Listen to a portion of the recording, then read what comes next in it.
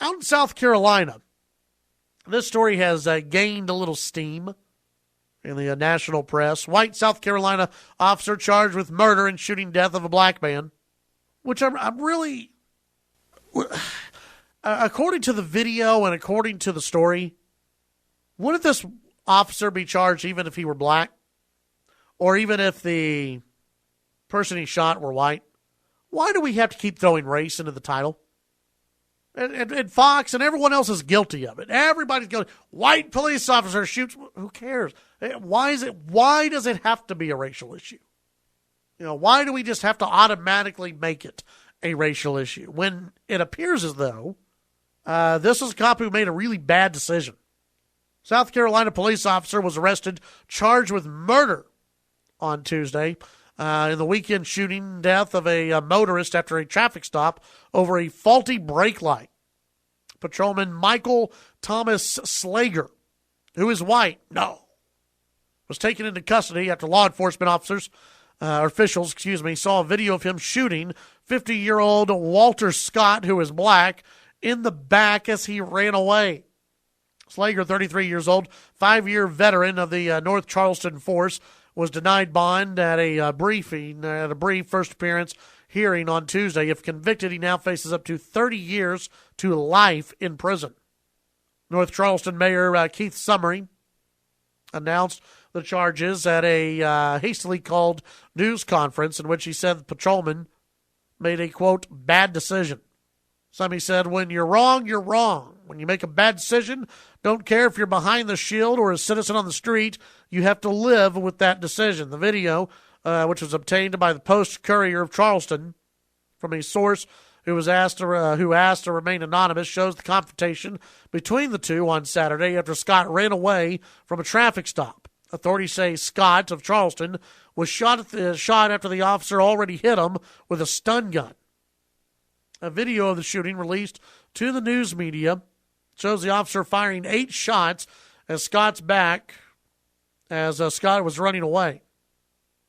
And he was a pretty good distance away from the officer, if I remember right. Scott then falls on the 8th shot, fired after a brief pause. The video shows the officer slowly walking towards him, ordering him to put his hands behind his back. When Scott doesn't move, Slager pulls his arms back and cuffs the hands. He then returns the 30 feet or so back to Scott before dropping an object by Scott's feet. The attorney, David Ayler, said the video surfaced Tuesday that he was no longer representing Slager. Ayler said released a statement Monday saying that the officer felt threatened and the motorist was trying to grab the officer's stun gun. "Well, it's a terrible tragedy that's impacted our community," Taylor told the Post and Courier.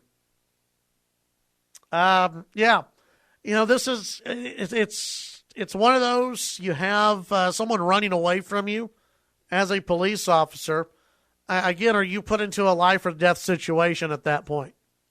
If someone's running away, I know you've told, and again, don't run from the police. Okay? Stop running from the police. Stop trying to, in the Michael Brown case, stop grabbing an officer's gun. In this case, stop running from the cops. Bad decision. Doesn't mean he deserved to be killed. Bad decision, though. I'm thinking the cops, this is not going to be good for the police officer here. And unfortunately, it puts this spotlight back on the cops now. And you have all these lefties out there and all those who want to blame white cops for everything wrong in society, who are saying, look, hey, see, we're right. White cops just go around shooting black people all the time. That's what happens. See, now we have video evidence of just white cops wanting to kill black people. I say this is a bad decision. It definitely is. I mean, you've got someone running away from you. I don't. And again, I've never been trained by a police force, but it doesn't look to me as though that is your life is on the line situation. If the guy had turned back around after running away from you initially, grabbed for something in his pants, okay, then yes. But if the guy's just running away from you, he doesn't have his hands in his pockets, or you see his hands, you don't see a weapon, he's running away from you, call for backup. Call for other officers to get involved at that point. You're going to catch him. You're going to catch this guy. And then you can put a knee into his back once you get him down on the ground. That is fine. But it's one of those, they're running, you're 30 feet away and you're firing shots. Not only, and from what I've read other reports where only 5 of the shots actually hit the guy, and you fired 8 times, it looked like it was sort of in a park type neighborhood. It was out in the public. And where are those other bullets going? You have to think about, and I know police officers have to make snap decisions. They have to. And again, I've been all for, at moments giving officers benefit of the doubt. And saying, look, these officers have to make a life or death, call in less than a second. They can't be afforded the possibility of just waiting to see what happens. But that's when you're looking directly at the suspect face to face. If you're having someone running away from you, you don't fire those shots. And now it's going to put the spotlight back on cops, and there are going to be those arguing that police officers all over are just crooked and that they're terrible people, and all they want to do is go around and shoot black people. Unfortunately, that's what's going to be played out in the media over the next couple of days. 770-5790, toll free, 1-800-687-0790. 2 bad decisions were made. We'll be right back. Chad Hasty Show, News Talk 790 KFYO. I guess there are still some people protesting over the officer. He's been arrested. What else do you want? Come on now. Let's go to the phones and out the Midland. And Jim, you're on KFYO. Hey, Seth. Hey. I kind of feel sorry for this guy. If he had done this 3 years ago, it wouldn't have been so bad. But he picked a hell of a time to do this. With all that Ferguson and all the... Well, hey, hang on. 3 years ago, you don't shoot somebody running away. No, you don't. If you're a cop, the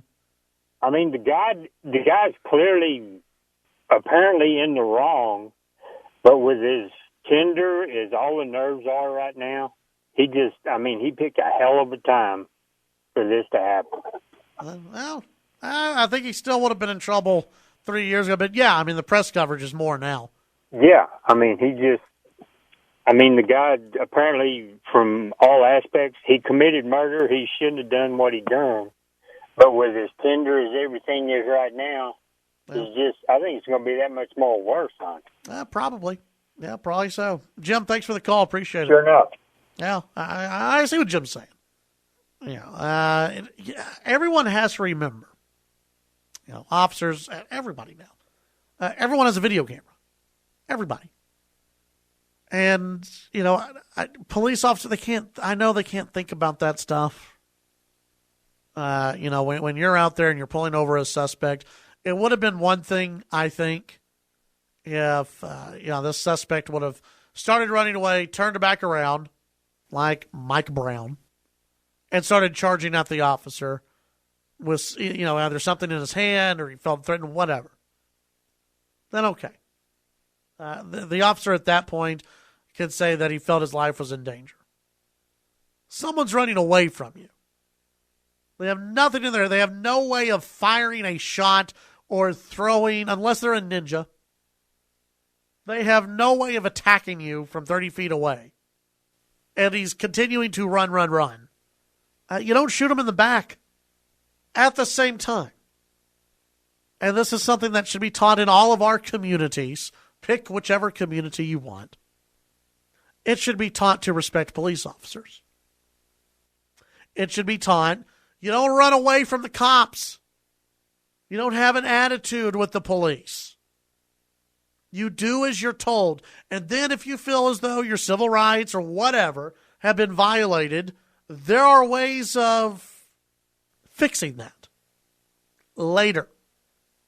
But at that point, you listen to the guy with the gun. You listen to the guy with the badge. Most police officers, good people. Good people. They just want to go home at the end of the day. That's all they want. They want to protect themselves. They want to protect you. They want to protect everybody else. They're just doing their job. Unfortunately, there are going to be people now who use this in certain communities that will use this to teach their kids. See, look. See, white cops just want to gun you down. It's not true. But unfortunately, this video will be used to show the evils of police. It's the wrong message to take away from it, in my opinion. But it's going to further inflame what's going on out there. It's going to again encourage people to try and mess with the police officers and to claim that the police are just going after black people and wanting to kill off black people. I don't know. Maybe the cop felt threatened. Maybe he did. I don't know.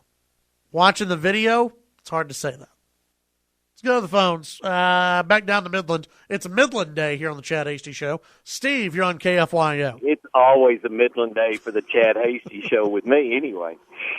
Chad, what part, and why do people run from police officers when they've been stopped at a traffic stop?